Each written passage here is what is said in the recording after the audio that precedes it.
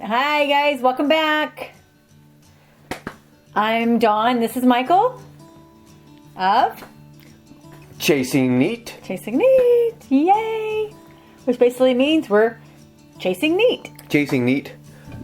Whiskey pours, mostly bourbon, but sometimes whiskey. Yeah. As in this case, we have a Kansas City whiskey. And a Kansas City Bourbon. Yeah. Bottled and bond to be specific. Yep. So following up on our distillery tour from Kansas City, MO, down to the, I was going to say the Texas Mecca. Yes. Texas whiskey Mecca of Crowded Barrel, because, when you go to, Texas, you got to go to Crowded Barrel. Yes. The Fang and Feather, to be specific. That's right. Yes, right. You can see Daniel and Rex. That's right. Yeah. Along with Brienne. et al. Brienne, Kyle, all those guys. Yep. But this is not about Daniel and Rex in the Crowded Barrel.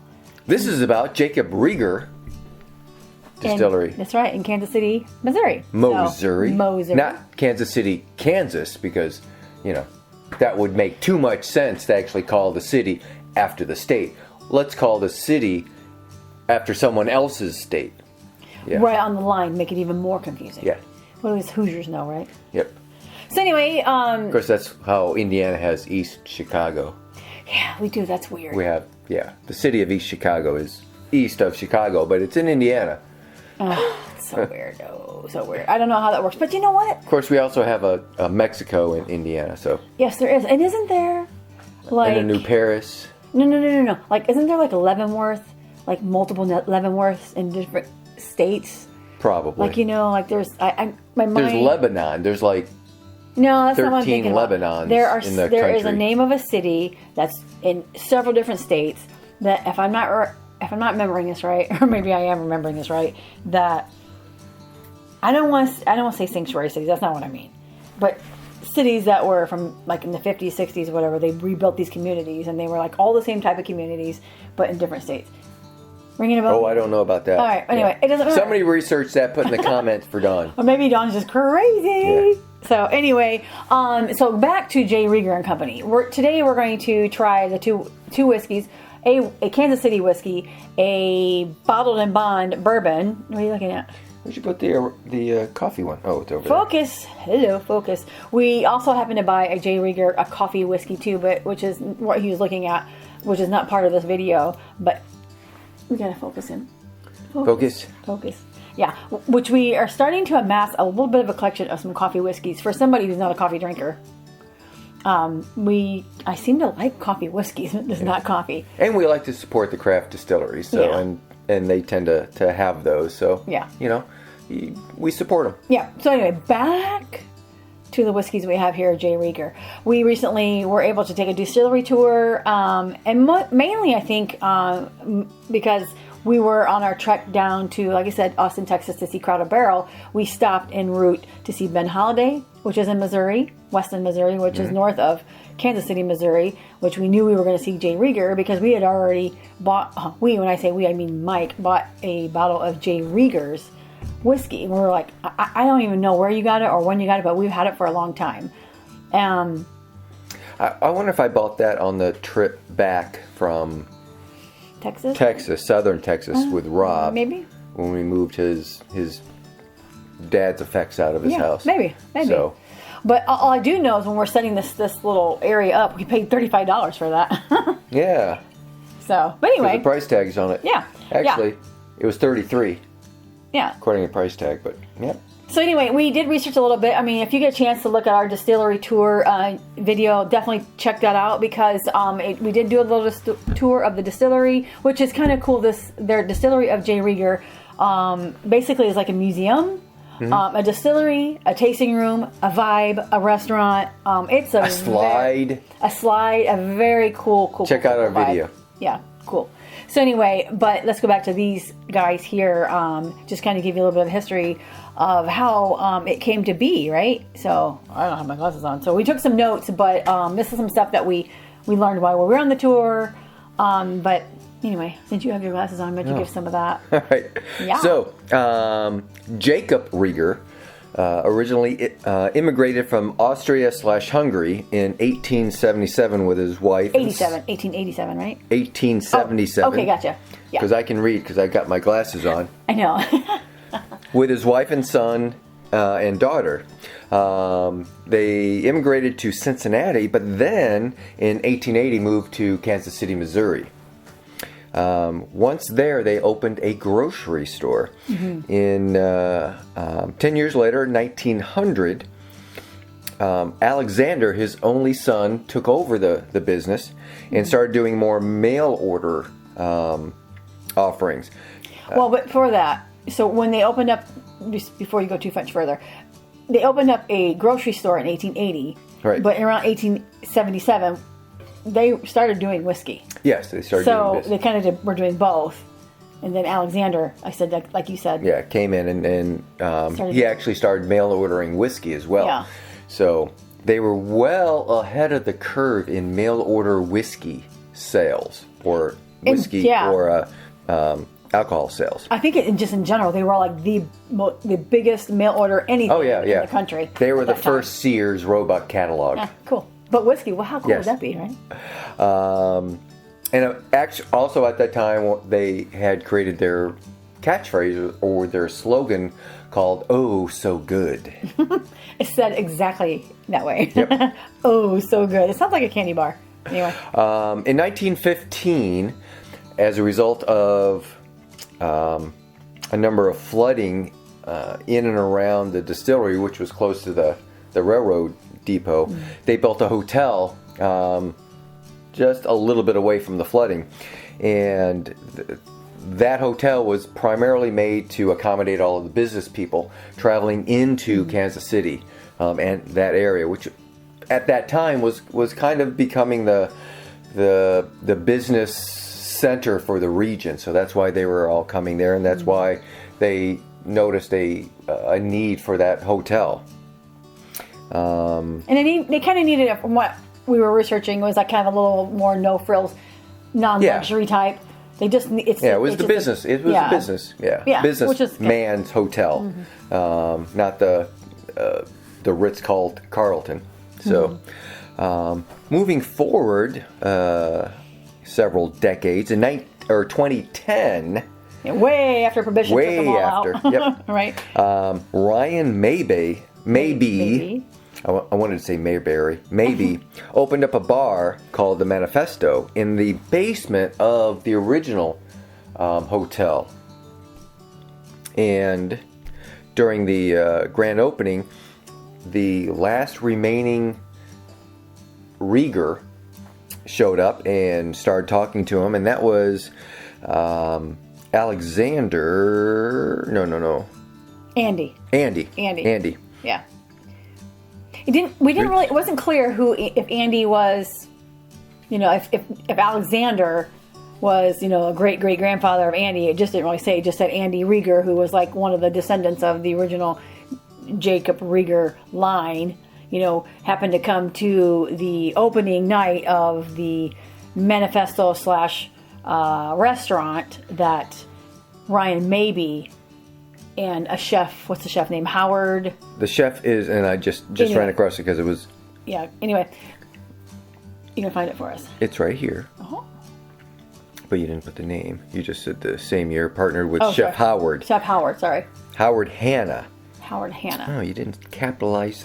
That's why I didn't know it was a name. See, proper names have capitalizations, but it's notes. Yeah. It's notes. So on that opening night, Andy Rieger came and introduced himself. Yeah. So, basically, I think he was thanking Ryan for basically keeping the name alive. Yeah, keeping the name alive and throwing homage to the Rieger Distillery. So, but anyway, from that point on, the two of them, Ryan and Andy, became buddies / partners. Yep. Over the next few years, they worked together to revive the distillery, and purchased the brand logo and slogan "Oh So Good," along with the bottle design. A little bit later, they met Paul Gronquist, who was a prohibitionist.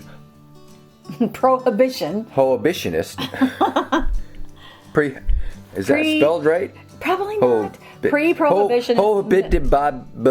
That's not even a word. That's We gotta even worse cut. than my spelling. Okay. This gentleman, say his name. So, Paul Gronquist, they met, and he's a memorabilia collector. And he had a large collection of J. Rieger memorabilia.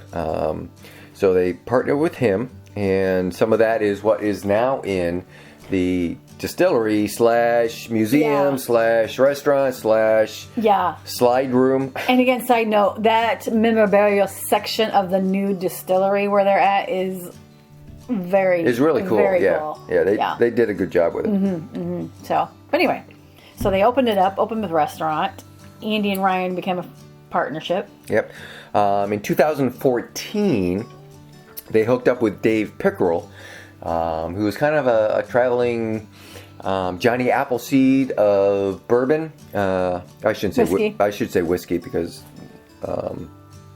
he did a lot of work with rye, especially with the Whistle Pig and Blackened and George Dickel and yeah. So he guided their group, as it was at that point, to release their first label that they released was a rye, and it was called Kansas City Whiskey. Actually, I shouldn't say rye, but yeah, it was the first whiskey that they did. It wasn't necessarily a rye, but it was the first whiskey. And it was sourced and it was blended. It was sourced and blended.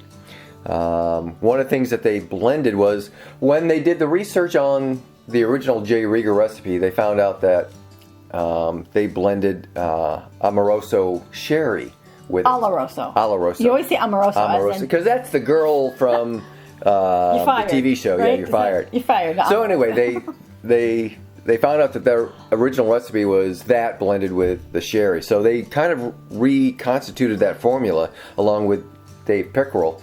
And so they released this with the whiskey and the sherry in it. And that was a blended. But in... I believe it was 2020, right here down here. Yeah. 2021. 2021, they released their first bourbon, which was this one. No, neither one of those are. Yeah, so 2021, they released their very own version of the Kansas City whiskey. It's just that this one we have here is not that. This one we have is the blended. We didn't end up buying their version, their distilled version, I guess we should say. Okay. And then in 2022.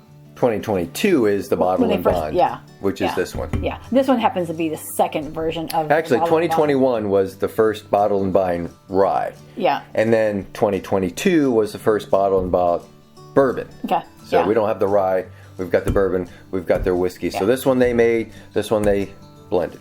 Yeah. So I mean, it's just as you can tell when you're trying to research these distilleries, and obviously the distilleries, almost all these distilleries, if not all of them, were obviously affected by prohibition, whether or not they were able to stay open for medicinal purposes. When you go back to read the history, it gets super confusing, super fast.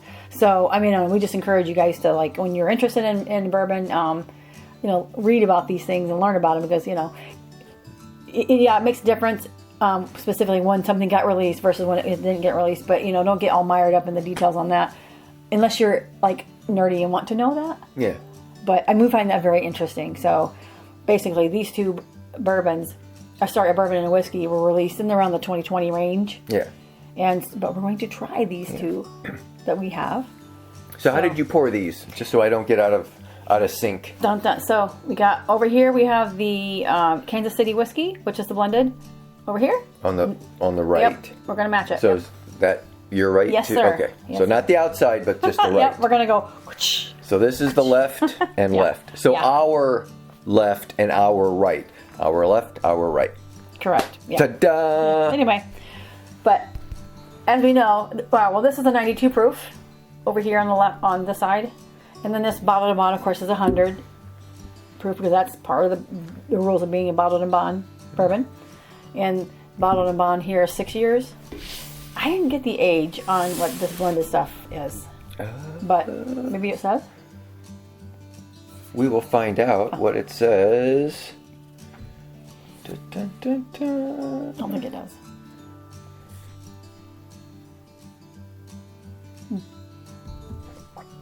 Anyway, while you're doing that, I'm going to start smelling it.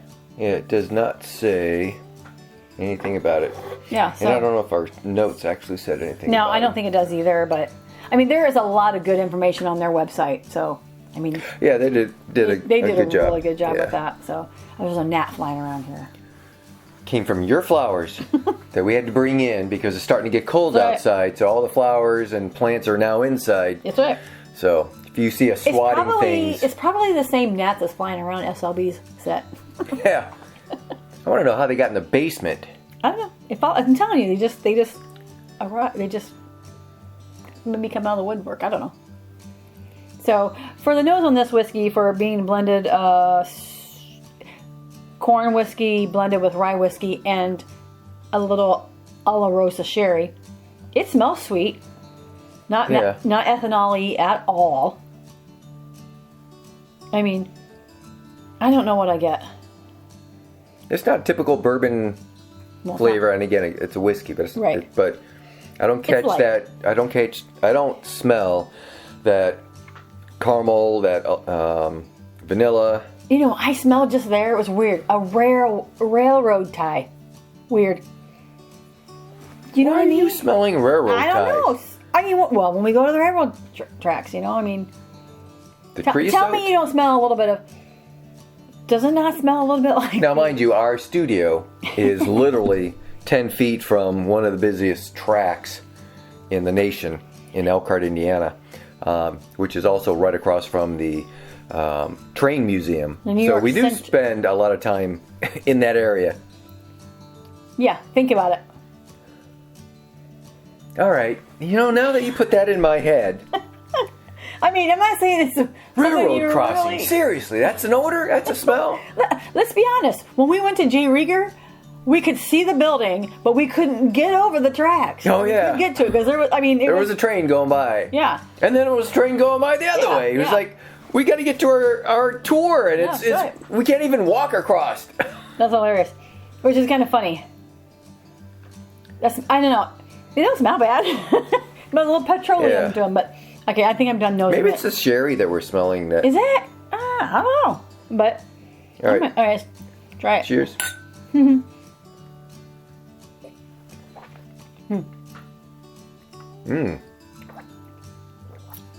Oh, that's sweet. Definitely got legs for days. I'm telling you, 92 proof. That's pretty hot. I got it. Oh yeah. I got a Kansas City hug. Yeah, you can definitely taste the sherry influence on this. Yeah. Brown sugar for me too. Yeah. Yeah, Olorosa sherry, 15-year-old. Oh yeah, yeah. I'm a big sherry fan, and one of my favorites is Harvey's Bristol Cream, and it's that Harvey's finish, that very last thing that you taste is that finish in that. So definitely you're tasting. I'm tasting that strong sherry, and it's a whiskey, so it's not like it's just finished in the barrel. They're mixing it with sherry. I mean, you know, pure sherry, not just a barrel. Oh yeah, that's what I'm tasting. I'm still smelling railroad tie, but not tasting railroad tie, which is good. But definitely, if that's what the sherry is, because I don't really like really sweet stuff, but there's definitely some sweetness to this. Now what hits my palate first is the corn. It's like a corn whiskey, almost a 90% corn whiskey. Sweet. Because I just had that the other day. It's like, oh, that's distinct. So it's corn, and then sherry, and they blend well. The finish is pleasing. The mouthfeel is good. It's kind of oily, viscous. A punch in the middle of the tongue? Yep, there's a little bit of punch, and then... It doesn't linger. Well, it doesn't linger, but the first sip, to me, it was hot in the bottom of the throat for me. But, which I kind of was thinking, I'll just drink it because it's 92 proof. It's not going to be that hot. But it kind of was. The second sip wasn't as hot. I think sometimes that might just be a matter of getting your palate acclimated to that. But it's sweet. It's good. And for $35, all day long, it was good. Yeah, and I think we've seen this. We've been seeing this. Again, I can't remember when we first bought it or you first bought it, but we have been seeing it in all the different liquor stores we've been to around, northern Michigan, or not northern Indiana / southern Michigan, whatever, or any of our travels. We've been seeing this. This particular one, which is just the Kansas City whiskey. Yeah. So, but I like it. I like it. For $35, I'll take it. Yeah, that's definitely approachable by beginners. It's can be appreciated by intermediate and advanced. Yeah. Because you can pick up that transition between the corn and the sherry. You can appreciate that alcohol hit. But the beginners, it's just nice and smooth and mellow, and it's like, if you sit there long enough with them and kind of tell them the front thing is this and the second thing is this, and then they can learn from that. Yeah, it'll be interesting to see for us to buy a bottle of the Kansas City, Missouri whiskey that they distilled versus the blend. Like, I don't know when a distillery first does a blend and then tries to distill their own and call it the same thing, how close it is.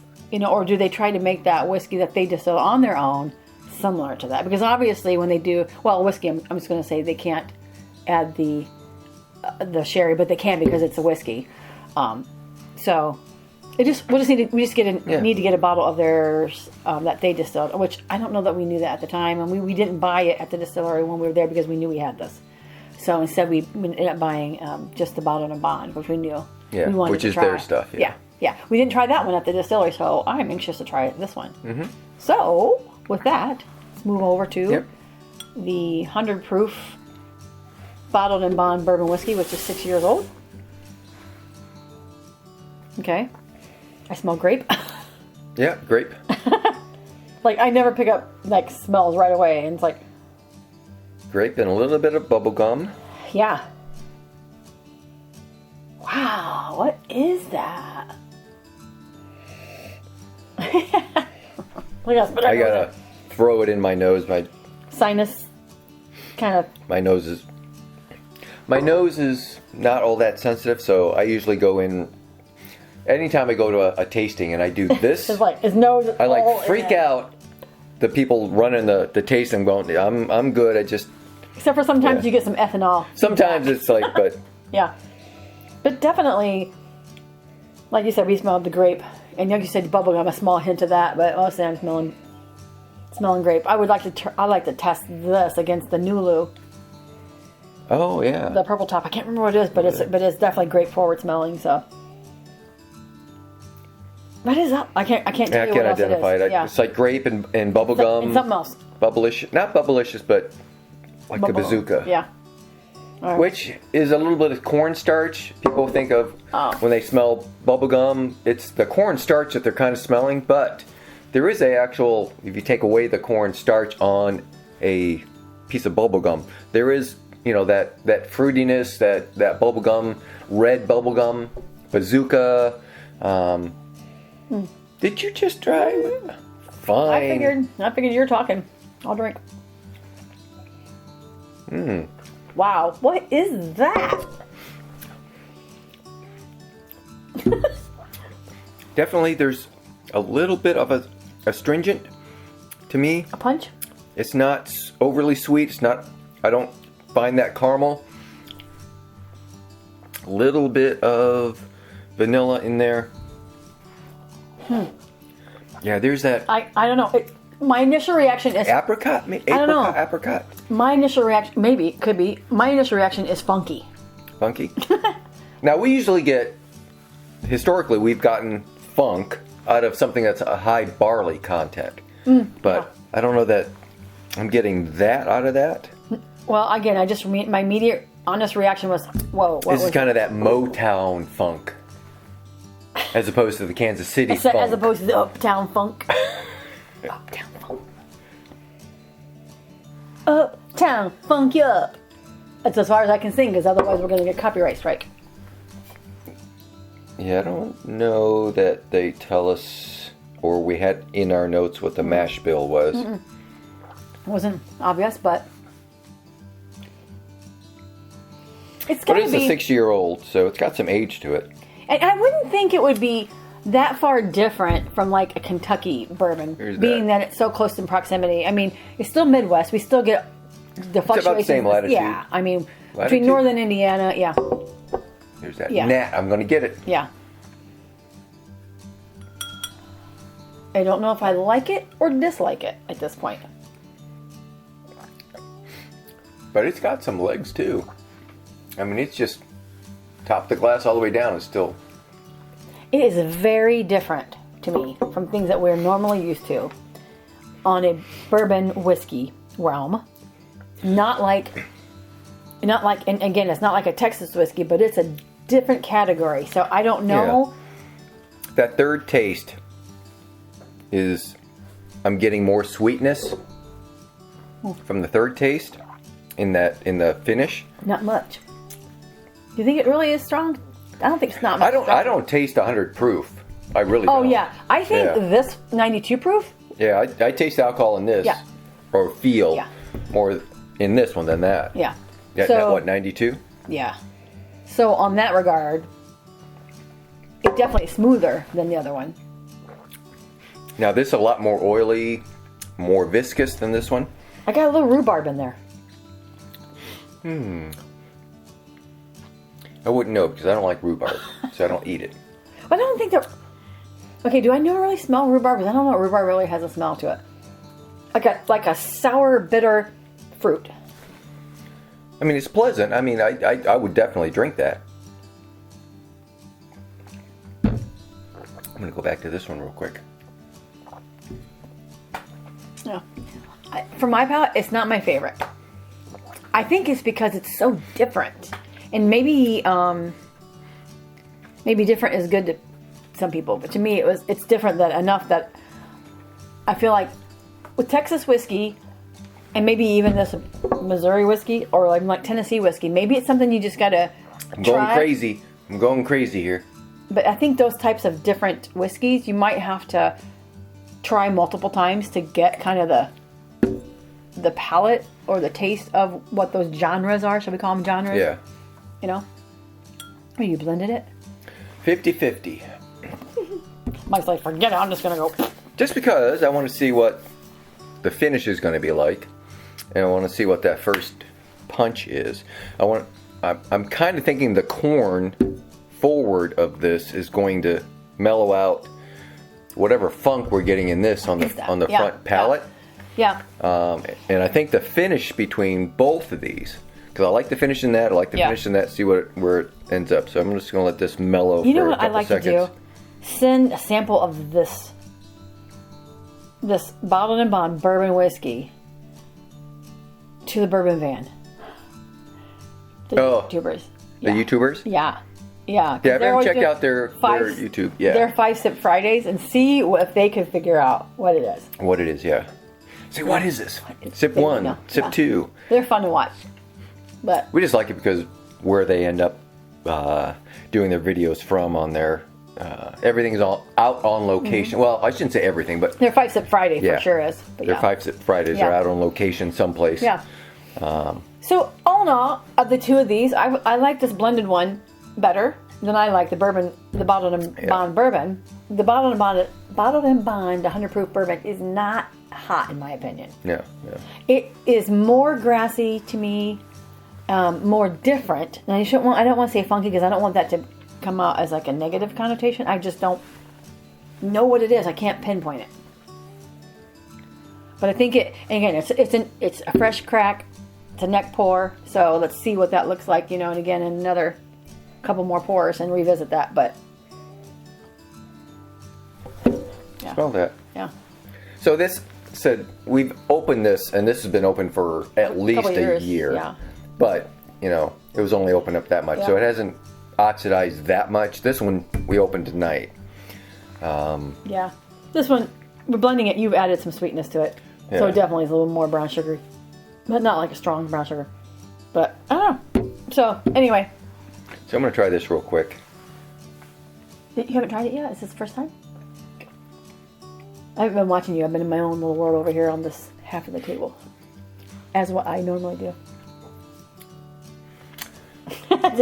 That took away I think all the high notes in both. It's just flat. Wow. It's like a flat pop. Yeah, that's like no taste. Yeah. That's like no taste. So There's like nothing. don't blend them. Yeah. You want it? Yeah. 50-50 is not the blend. So as you guys are building your infinity bottle and you pour all those things that you don't want to throw out your bourbon, you want to keep it and throw it into a bottle called an infinity bottle. If those two were in it, it would be nothing. You'd raise the volume of your bottle, but not the taste profile. Yeah. That is so weird. I don't remember ever having that experience. But anyway, I have a couple more left. Let me go back to this, and then we'll just wrap it up. But the finish is not sherry, not cherry, but sherry. It's more of a caramel finish between the two. Yeah. And I love caramel.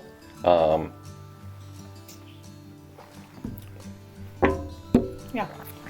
But that first sip, there's nothing that punches you. There's nothing that you taste. It's just nothing that goes bing, and then it's just, yeah. I wouldn't necessarily mix it. I don't think that blend worked. Yeah, not that we would generally go, oh, hey, what 2 bottles do I want and blend them. But we're, obviously in this tasting, we're just like, we're just playing around.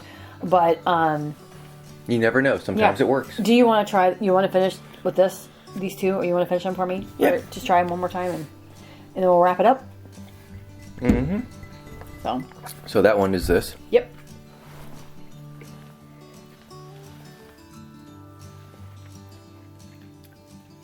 Yeah, right away I get something identifiable. Which is? I can't identify. That time I tasted more rye. Could be. You know, the first thing that hit me was something rye. It seemed a little. I got a little hint of like a. Do you taste a little bit of barley? Okay, I mean, it may not have barley in it. Again, we don't know what the mash bill is, but anyway. Okay, now I'm going this one. Yeah, let's finish with your sweet one. Definitely, you taste the corn, and then there's that sherry finish. Yeah. So anyway. So this is more of an experience of flavors, and this is more of a hit and then gradual down. Yeah. So I don't think you can buy this bottled and bond. I don't think you can buy it other than maybe in Missouri in some select stores. Maybe, I don't know. We'll have to. The research is still out on that. We just know this is the first time we saw the bottled and bond was when we were at the distillery. Didn't say it was a distillery only exclusive. It's just where we found it. You definitely can get the J. Rieger at liquor stores. So for $35, I mean, I would definitely get this. Yeah. This one, I think we paid, I want to say $65. I want to say 60. In that range, yeah. Which is why I think it was probably either gift shop only or state only. Could be, but, yeah. Either way. You know, they're getting their distribution out too as well. Yeah. So, but again, for us, we're not trying to render any kind of real opinion other than like this is what we tasted. So, I think we learned over the times we've been tasting different things is to give when you're trying your bourbons or your friends' bourbons, just don't try it once and then it be done. Try it a couple times, but it was fun going to J. Rieger. Even if you're not a bourbon drinker, definitely go to the distillery. Yeah. It's a great place for a nice They've got visit. a little room, a little office, like a big long office, or not office desk, but conference desk, and then chairs all around it, and it's built all the way around or inside the rick house. Yeah. So it's a glass rectangle, and then all of the barrels are all around you. So you sit in the conference room, and you're nothing but barrels. It's cool. Yeah, and if you are huge fans of the Kansas City Chiefs or the Kansas City Royals, baseball and football, they do a lot of work branding with those two teams. They've got specific labels just for them. Yeah, and they also make a vodka and gin, like all distilleries, a vodka and gin because that's the revenue, right? We aren't judging here. Yeah. You do need cleaning fluids. Whatever. Anyway. On that note, we better go before J. Rieger says you guys are not fun. Yeah. So anyway, thanks for joining us, you guys. Hope you enjoyed a little bit of information that we brought to you. If not, well, go discover it yourself and let us know what you think. Yep. All right. For now. Goodbye, everyone. See ya. We're out. Oh. And Cut. cut.